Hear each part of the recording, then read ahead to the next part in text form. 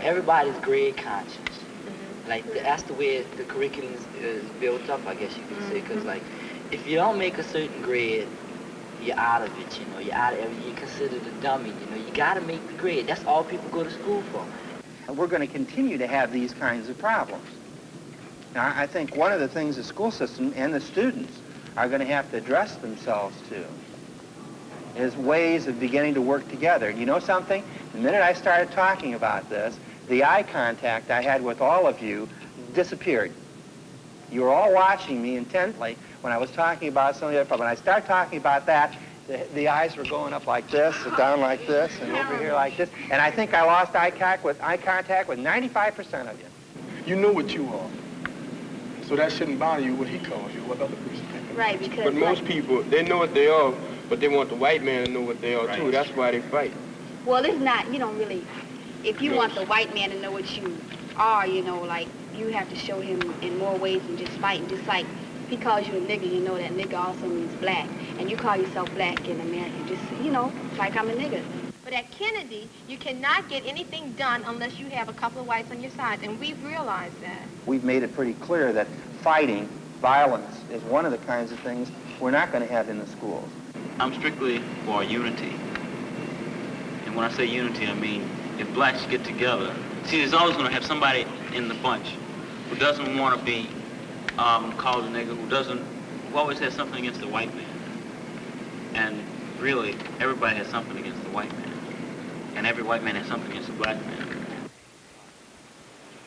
In 1971, the New Orleans Community Relations Council asked all the New Orleans public schools to discuss within the schools their social, cultural, racial, and administration problems.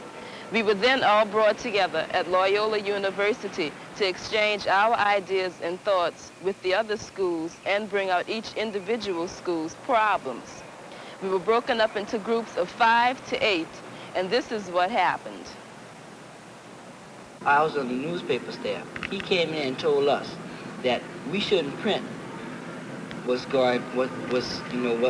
needs to be improved as much. He said, we should print the good things, show the good side and all that. And he says that at PTMU. But there isn't a good side.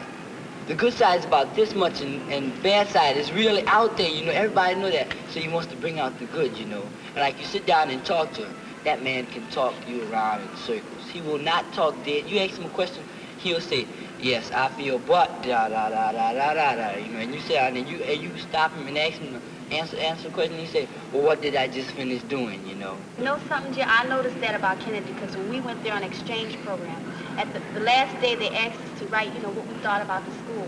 And when I read your newspaper, they had all the good things, and there were very few good things we said about Kennedy. Right.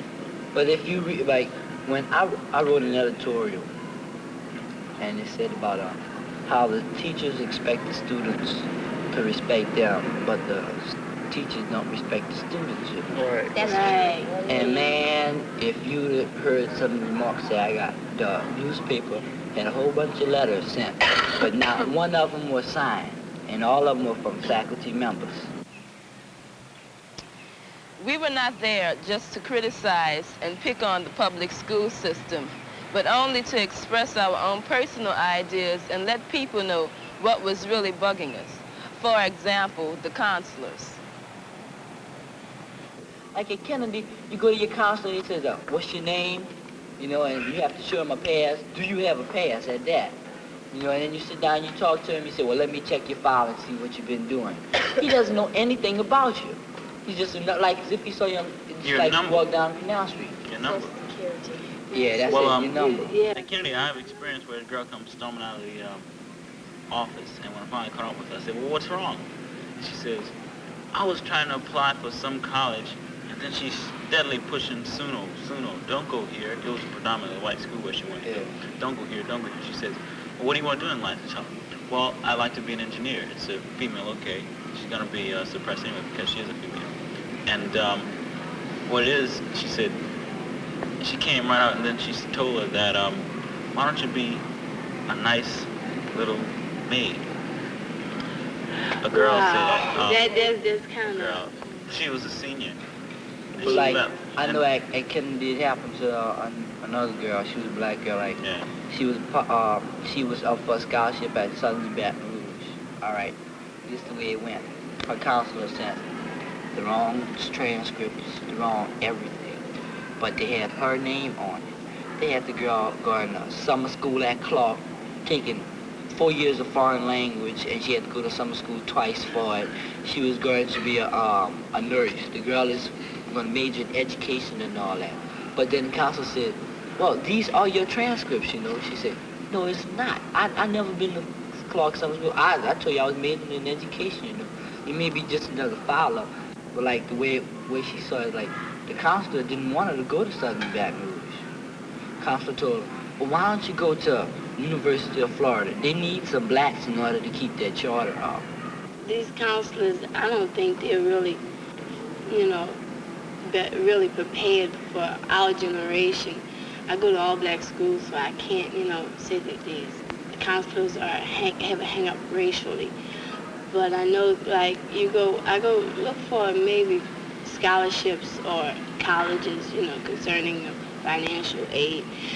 They don't have a thing, you know, and like, I had, you know, said that they need a secretary. You know, they have the work to do themselves, and they need a secretary to do the work for them, where they can deal with the students instead of having to deal with their paperwork. They messed up everybody's transcripts. Like these two sisters came in, they had graduated half year this year, and they came back, and they wanted to get their records straight and everything so they could graduate on the stage. And so they came in, and the counselors had their records all filed up. They couldn't even graduate. They had them missing a credit each, so they couldn't graduate, which was really filed up. They get them filed up. They filed up me this year with a half a credit. They had, at the beginning of the year, they'd put me down for having a half a credit, so I wouldn't, you know, would be all right. And I come back 3-4 months later, and they tell me, well, you're missing a half a credit. You made a mistake. You know, we're sorry. But saying sorry isn't going to do it. You've got to know your job and keep up with it.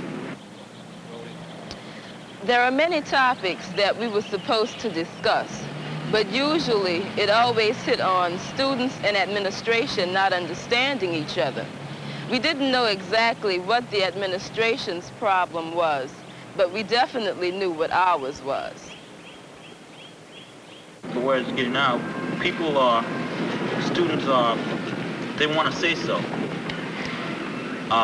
Maybe at Kennedy they're going about it wrong because there isn't any unity, but they want something to say about everything that's going on. And usually,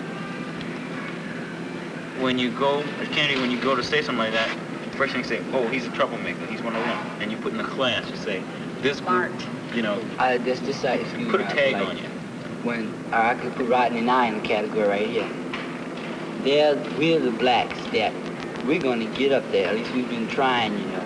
And like, anyway, they touch on every little thing. They try and get you knocked out. All right, say for qualifications for all these officers and all that, they make them so elite. Right. Well, I guess that's the right word, you know, that you have to be a student, #1 good guy, and teacher appreciation person, you know, all that. Bring an apple to your teacher every day and all that, you know, get a good bite out of it, you know. And then when you finish doing all that, you're the person that you know every teacher up there, and every teacher knows you. They know all your business and everything. And like when it comes down to election, that you're so popular with the teachers and they're influencing all your votes and all that. And they may not be the qualified ones. Because I know half the people that have been elected to officers at Kennedy since I've been, in fact, 3/4 of them, they haven't done a doggone thing. When I was a junior, when I was a junior, the person who's senior class officer now is the same person who was junior class officer. He did lick off a stick. In so many words. He did that man for prestige. Our student council doesn't do anything. You know, every time I see the president, she's walking down the hall, you know, visiting all her teachers and everything, but they really don't do anything. Like, I feel that the student council should get involved in more things. Well, nothing's wrong with the cancer drive and all that, but things in school they don't get involved enough with, like when we're fighting and things like that. They don't want to have anything to do with the fighting. Well, like at our school, you know, like there's a thing called a curriculum council, and it's made up of only teachers. And like they set up a pattern of all majority of the activities and all the curriculum that goes on at school, and the students don't have any say-so in it. Like we just have to follow along behind them. And like when we go before the curriculum council, asking for this, that, and the other, you know, asking them for a change in something or asking them to consider something, it's always a flat no, because there's certain teachers on there that feel that whatever a student says can't be worth anything. They're all department heads. That's the main problem. Yeah, and like they're all these, the very majority of them they've been teaching for 15 and 20 years, you know, and like they know pretty good. I have to give them credit. They have the experience and thing on the teaching and thing. A lot of their methods are old and outdated, you know. And like when it gets down to really, you know, communicating with the students and thing, they can't do it because there's a lot of them that feel like I said before, what a student says, you know, it doesn't mean, because they don't know any better. And like, if they suggest something, it's got to be good, you know, because like if you go toward them with a suggestion, they'll turn it down. All right, but if they suggest the same thing, like when our biracial committee was trying to get student-teacher appreciation week, you know, like one teacher on the thing, she's one of these type of teachers where you say like, if I suggested it's all right, you know, but like when you suggested, what you know about this, that, and the other, you know, you just one of them little dumb so-and-sos that just come in here and sit in my class, you know. Everything we put before them, no, you can't have this. It has to go through the supervisor. It has to go through this. They put everything down. We couldn't get anything to pass them. Yeah, well, it's a sort of supreme dictator thing, you know. Like somebody's always have to be inferior to the superior, you know. And like the teachers are the superior and we are the inferior. Because I had a teacher run down to me, I'm a teacher and you're just a student, you know. I said, wow, big deal, we're human, you know. Okay, like sometimes we try to do something, school, some activity. Well, start fighting. Okay, then the principal said you wasn't behaving, you're not gonna have anything. Like we fight because, you know, we fight for our rights. And then they don't try to understand, you know, what we try to tell them, that we're fighting because we want activities. The administration really causes all the problems, the strife between the students. We don't have enough activities, you know, like all we have is a Christmas, formal, and a spring dance and the 2 proms. And football, after football season's over, there's nothing to bring the students together, you know. I want to know why you said you had to fight the white establishment. Because okay, you go in our school, okay, you're black. Everything is white around you. I mean, you're gonna try to get in maybe, but you have to really fight it because, okay, their ideas are say centered toward their culture, the white culture. You're black. I mean, you can't relate. You won't relate to going and doing the same things that maybe a white kid would like to do. Yeah, but well, how as a leader are you going to change that? You get something of your own. We have to try to get something with Don't you have a black majority in your school? Yeah, we have a okay, then you don't have anything to fight against. No, but why? You don't have anything. Last year, school. Yes, we do. Last year we had a black majority. Yes, everything was black. Students were black. But you know who we had for teachers? White. After several sessions like this, we asked the superintendent of schools, Dr. Geisert, to meet with us and discuss some of the problems. Just before I arrived, the students had a private session together in which they discussed some of the problems. They invited me to sit down with them and go over them together. It was a very open session, and some very good give and take took place. I was very impressed about the activities that took place at the meeting.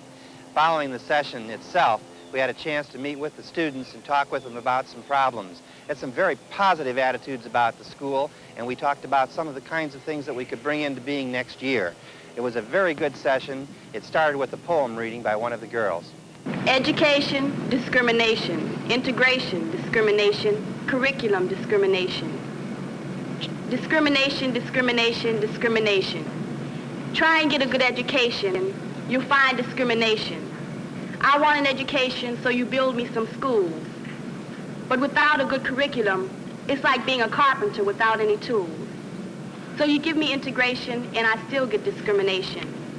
Sally's dad pays more taxes, so they send me another way. And a good education is easy to get, so they say. History discrimination, dress code ridiculous. Minority discrimination. Discrimination, ridiculous discrimination. You make me learn white history, and you try and make it seem so nice. But when we demand black history, you tell us you're not acting right. Expect us to learn, so you stick us in a class. But with hot clothes and dress codes, it makes education come last. Deprive minorities, satisfied majorities. White schools are better, minorities deprived. Give all people a good education so that they may survive. Student voice unheard of, apathy foolish, hang-ups letdowns. Unheard of, foolish letdowns. Student voice is unheard of, but we have to voice our say-so, because if we don't, how will you know what the students want to know? Then there's dear old apathy. You know, she's really in today, but we can do without her because that's child's play. It all boils down to your hang-ups and mine. We're tomorrow's people, black, white, red, or yellow. We're all here to stay. Deprived minorities may one day be your majority. And tomorrow, we've got to get ourselves together because it's going to be a new day. And after that, Dr. Geisert was ready for his first question. At Abramson, there are blacks attending Abramson. And the question was not asked, did you want to go to Abramson? This is your district. This is where you must attend. When I went to junior high school, all my family went to Bell. And in following years, I was in Samuel Jarvis Peters district. And I was not asked, did I want to go to Peters? I was told, this was my district. This is where I must attend. Now I'm attending Clark. There are no whites at Clark. There are many whites in Clark's district. And I would like to know as to why are there no whites at Clark? In setting up attendance lines, we have tried to set them this year, at least, in such a manner that the community affected, like you're talking about New Orleans East, that whole community has a chance of telling us what they think the lines ought to be. Now, to some extent, we are limited by federal order as to what those lines could be. In other words, if a district came up and said we want it gerrymandered in such a way that the one school is all black and the one school is all white, we would not be allowed to do that. The minority, black minority, is not a minority in New Orleans. It's a majority. It's over 70% black. The only way that you could integrate the entire school district would be to distribute the 28% whites throughout the school district, put 2 in every classroom, kind of thing. I don't think we would have a viable black-white district if we did that. By September of 1972, we'd be 99% black. Let's put it on the table. I don't think that the school district, the city, blacks or whites want that to happen. So what we've tried to do is to keep certain schools integrated. We'd like to keep them at somewhat of a 50-50 kind of ratio where there are whites available to integrate the schools.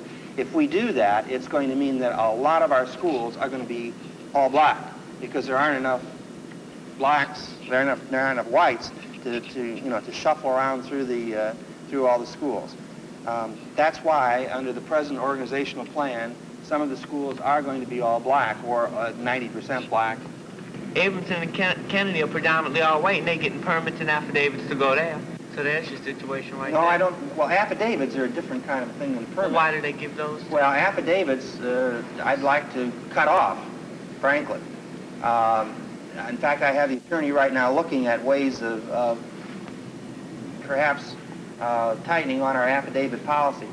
Well, recently, Kennedy's done some work on their parking lots, and actually the work was not very essential, and I know it cost quite a few $100, and the money came from the school board. And I was wondering why, Kennedy can get this money when I know many schools around the city need the money much more. Well, because what happened is central office was making the decisions on the expenditures of the money. And what I said is we've changed it. Actually, within a month, we'll have the new report, and it will establish priorities by schools at the school level.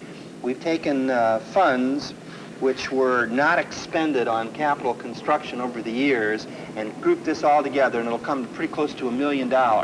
Monday night, we're going to ask the board to release this to repair and renovate existing schools.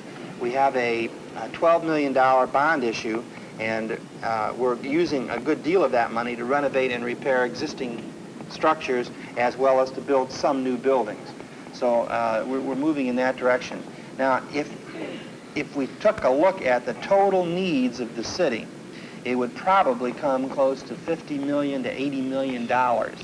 No way are we going to begin to come near that kind of money. So I think we have to be realistic and say that for a good deal, for a good period of time, we're going to be using a Band-Aid approach on construction. We're going to just be able to meet the critical area, and we're not going to be able to get into the real changes that are needed. Even if there were enough money to solve all of the public schools' physical problems, most of us have come to an agreement that the basic problem would still be racial. I was kind of, I don't want to change the subject now, but I was kind of interested in what you said about the schools where they're predominantly black and they're not united either. Yeah. Because a lot of times you find like in schools that are predominantly black, the students aren't doing anything. Like over the river, there's Walker and Landry. Walker, I told you have a few hundred blacks and many hundred whites. But we doing things, and like Landry just not trying to start, you know, they're trying to do something. You see, they had a human relations club, and I think they met just once to take pictures or something like that. You know? What's the ratio at Landry? It's all black. Totally black. Totally? But I, you know, like someone told me that if you're in a white situation, you'd be more compelled to do something for yourselves than if you're in an all-black situation, because what's really happening doesn't come down on you as heavy, you know. Like it's in front of your eyes and you can't see it. Yeah, just like at a black school, you know, like the blacks feel, well, why should we have to get together? You know, we don't have no problems with no white students over here. But what they fail to realize is that society is mostly white. And, you know, sooner or later they're going to have to get out, make it in life, you know, and they got to start now, unite, you know, start with a small group and, you know, you pick up memories. And, you know, school is a good place to start, you know, because you can see how it is, you know, especially if you go to a, you know, a school with kids, you know, coming from ghettos and coming from middle class, lower middle class, upper middle class. This is our school, you know. They've got everything from upper class to ghetto, you know. And it's a big hassle because nobody hardly is together, you know. Everybody wants to talk about everybody and degrade each other. Right. But like, you know, you got to start from scratch and work on up, and sometimes it's gonna take a lot of beating, you know. You got to see it, you know. You got to see what's happening. And it's hard. It's really hard to get together when you have so many people, you know, who want to do things their way. They have this guy upstairs who's saying he didn't believe in integration. And I tried to explain to him that you've got to relate to people, and you've got to have some kind of foundation of some sort, because you can't go in the world and have the idea that everybody in the world is black and everybody thinks like you. And you got to live with blacks, and you got to live with whites because they're just there. Not only whites, but other races, minorities most likely, and it's just that way. I don't think integration brings about a situation where you realize that, no, it you know, brings about, like we can live together and stuff like that. No, I said it just gives you some kind of foundation. Whereas, how do you react to certain situations? Well, yeah, I think you need an integrated school, because how many years of your life do you spend in the school? But how much, to what extent is it integrated? Not very. When I'm going to sit on one side of the class and you're going to sit on another side of the class, it's not very integrated when I'm going to learn all about you and not anything about myself. It's just somebody with a darker tan than you sitting next to you. That's what integration really is. Well, that's the problem, you know, we confronted last year at Crown Point, you see, because when we got down into the station, you know, like, whites were in their group together and the blacks were in their group together. Then around the end, we all combined, you see, to find out some of the problems. And they had some whites there saying, well, it's an old ancient custom, you know, that some of the parents were so back in time, you know, they didn't know what was going on now. You see, they say, well, he's black, you white, you're not supposed to mingle with him, you know. Be with your own kind, because you be with him, he's nothing but trouble. All right, well, all right. In a way, I'm gonna put it like this. In a way, we were brought up the same. You know, it's a two-way thing. You know, it's the one-way thing about it. You see, because all right, when you were coming up, you know, your friends and all, and y'all get around and say, yeah, man, look at that white boy. Let's go jump on him for what they did to us. You did. See, that's the way things come now. Look at people individual instead of putting them in a whole class. But it's so easy to generalize because they're so much alike because they've been like that for so long. Well, that's what's wrong. People are generalizing. They figure because you associate with somebody, like if I associate with you, okay, he's just like you. I'm just like you. That's what's wrong. People should be looked upon as individuals. Well, then that's what we should consider in black unity, I would think, especially so because you all have it in I don't that know if it's the problem within the blacks, but I know in the whites, gosh, if anything but we're not united because, look, they have so many different people, you know. There's so many different groups of people that if you try to switch from a group that isn't that active to a group that's real active in school, you know, they'll shun, you know, they'll say, well, why don't you just go back to your group? And they don't accept you as a person, they accept you as with the people you hang around with. Well, I'm pretty sure all of us, like speaking for the black students, are aware of, you know, white people untogetherness, you know, as much as we're aware of ourselves. But it's not a fight against black and white, really. It's a fight against society. Broad-minded people against narrow-minded people. They take you from a black school and they ship you to this white school. All right, you go to this white school and everything. You know, you feel unease. You know, you don't feel right in there. You see, like you don't belong. That's it. All right, you see, you come from a school, you know, predominantly black or all black, and then go somewhere else. You're a stranger, man. You can't fit into the category. You know what I mean? That is based on environment. Yeah, that's it. But like, you know, like you can't blame it on the white people, the younger generation today, because like you see the younger generation today, they come together. You know, I'm trying to, you know, explain how it is. You see, it's the old folks, you know, that still got that pressure. And actually, each person individual has their own particular goals, their own particular ways of going about achieving what they want. And counselors must take within themselves this particular facet in the individual and find it to really help them. And we got to get ourselves together and realize that the black man is here to stay. Because, you know, like, if we did segregate ourselves now, just think, 100 years from now, one of our children might come, I want to see what's on the other side of the world, and then they're going to have this problem again because they're going to want to explore everything. So we got to get together now.